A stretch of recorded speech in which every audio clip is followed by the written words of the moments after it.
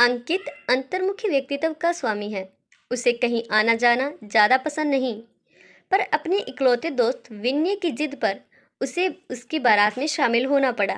जब अंकित अपने इकलौते दोस्त की शादी में डांस करते करते थक गया तो खाना खाकर चुपचाप मंडप के नीचे बैठ गया ताकि कुछ आराम कर सके। वो तो जनवासे में जाकर चुपचाप आराम ही करना चाहता था, पर अपने मित्र के कारण वो ये करने में असफल रहा। उसको अपने दोस्त विनय की तरफ से स्पष्ट चेतावनी थी कि मेरे साथ ही रहना है हर पल। कुछ देर बाद अंकित के पास विनय के जीजाजी और छोटा भाई पवन भी आकर बैठ गए। विनय मंडप में बैठा है, तभी पंडित जी ने आवाज़ लगाई, कन्या को जल्दी बुलाइए, मुहूर्त का समय बीता जा रहा है। उसी समय चूड़ियों की खनक सुनाई दी। उस आवाज़ ने सबका ध्यान खींचा। वधू एक लड़की के साथ चली आ रही थी। पवन बोल उठा, ये लड़कियां कितना शोर करती हैं, ऐसे ऐसे जेवर पहनती हैं कि उनके होने का दूर से ही पता चल जाता है। यदि कोई चुपचाप इनका हाथ पकड़ने की कोशिश भी करे तो सबको पता चल जाए। इस बात पर जीजाजी बोले, बेटा जरा धीरे बोलना ये बात, यदि किसी कन्या ने सुन ली ना तो फिर रह जाना अकेले ही, कोई न पटने वाली फिर। ये सुनकर वो हंसने लगे। अंकित भी धीरे से मुस्कुरा दिया। वधू को बैठाकर वो लड़की भी पास में ही बैठे हुए लड़कियों के समूह में बैठ गई। कुछ देर तक शांति रही। थके होने के साथ साथ मौसम भी ठंडा होता जा रहा था, तो रजाई की गर्माहट धीरे धीरे सबको अपने आगोश में लेने का प्रयास कर रही थी। रात्रि अपने इस कार्य में कुछ सफल कुछ असफल होती प्रतीत हो रही थी। तभी एक संगीत सी मधुर खिलखिलाहट ने अंकित का ध्यान अपनी ओर आकर्षित किया। उसने आवाज़ की ओर देखा तो बस देखता ही रह गया। वो उस एक पल में अपना सब कुछ उस मुस्कान पर हार गया। जब बहुत देर तक वो बिना पलक झपकाए ही उस मधुर मुस्कान में खोया ही रहा तो बगल में बैठे जीजाजी को टोकना ही पड़ा। लगता है एक और विकेट गिरा। फिर पवन से कहने लगे, चलो भाई अब तुम एक और शादी में डांस करने को तैयार हो जाओ, बहुत जल्द अपने अंकित जी घोड़ी चढ़ने वाले हैं। इतना सुन वो दोनों हंसने लगे और अंकित ने शर्म के मारे अपना सर झुका लिया, पर फिर भी वो कनखियों से उस मुस्कान का रसपान करने का मौका नहीं छोड़ता। कुछ देर बाद पता नहीं उसे क्या सूझा, वो अपना मोबाइल लेकर मंडप के फ़ोटो लेने लगा।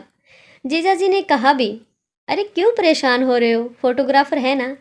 पर तभी उसका फोकस उस लड़की की तरफ देखकर बोले, ले लो बेटा, अपने पास भी तो कुछ यादें होनी चाहिए ना। अंकित ने मुस्कुराते हुए 2-4 फोटो ले लिए।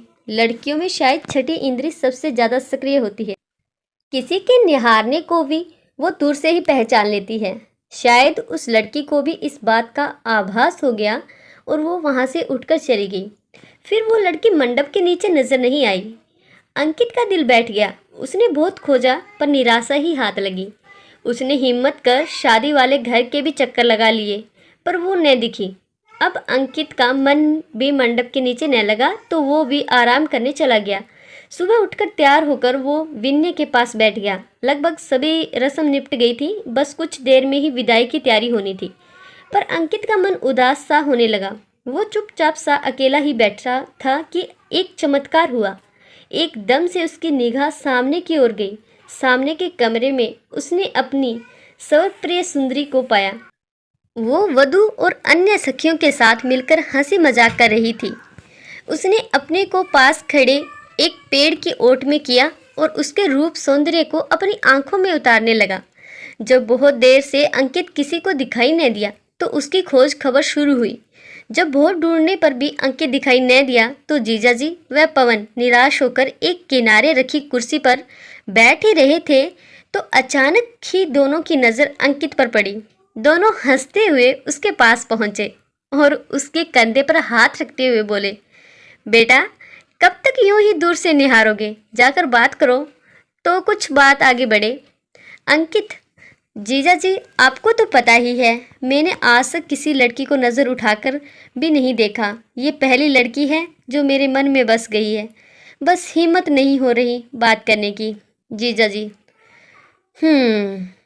चलो तुम्हारे लिए कुछ जुगाड़ करते हैं, पर बात तो तुमको ही करनी पड़ेगी।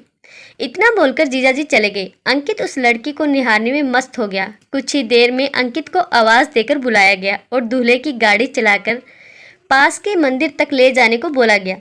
अंकित के कान में उसके जीजाजी ने बोल दिया, जब तक हम लोग मंदिर से होकर आए तुम अपनी महबूबा को अपने दिल का हाल बताकर सारी बात कर लेना। ऐसा मौका फिर न मिलेगा दोबारा। यदि चूक गए तो जीवन भर रोते रह जाओगे। अंकित ने सिर हिलाकर अपनी सहमति दे दी। गाड़ी मंदिर के पास रुकी। वर वधू के साथ सभी लोग उतरकर दर्शन करने जाने लगे। तभी अंकित ने सबसे पीछे चल रही उस लड़की का हाथ पकड़कर रोकते हुए कहा, रुकिए ज़रा, आपसे कुछ बात करनी है। उस लड़की ने घूरते हुए अंकित से अपना हाथ छुड़ाना चाहा तो अंकित हिम्मत जुटाते हुए बोला, पहली बार किसी लड़की का हाथ पकड़ा है, उम्मीद करता हूँ कभी छोड़ने की नौबत नहीं आएगी। वो लड़की बोली, मैं कुछ समझी नहीं अंकित, मैंने आज तक कभी किसी लड़की की तरफ आंख उठाकर भी नहीं देखा, पर आपकी जादुई मुस्कान में खो गया हूँ। मैं एक सॉफ्टवेयर इंजीनियर हूँ मल्टीनेशनल कंपनी में, आपको हमेशा खुश रखूँगा। अंकित ने उस लड़की को कहा, तुमको मैं सिर्फ अपना बनाना चाहता हूँ, तुम चाहो तो इसे मेरी एक तरफा मोहब्बत कह सकती हो, पर क्या करूँ, दिल पर किसी का जोर नहीं। तुम मेरा पहला और आखिरी प्यार हो, बोलो तुमको मेरा प्यार मंजूर है। लड़की शर्माते हुए वहाँ से जाती हुए बोली, ये सारी बातें घर के बड़े लोग तय करते हैं, आप अपने माता पिता को मेरे घर भेजिएगा पापा से बात करने के लिए। और तेजी से मंदिर के अंदर चली गई।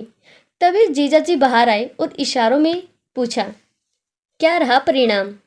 अंकित मुस्कुराते हुए बोला, मिशन फतेह। जीजाजी खुशी व्यक्त करते हुए बोले, चलो फिर एक और शहनाई की धुन सुनने की तैयारी करते हैं।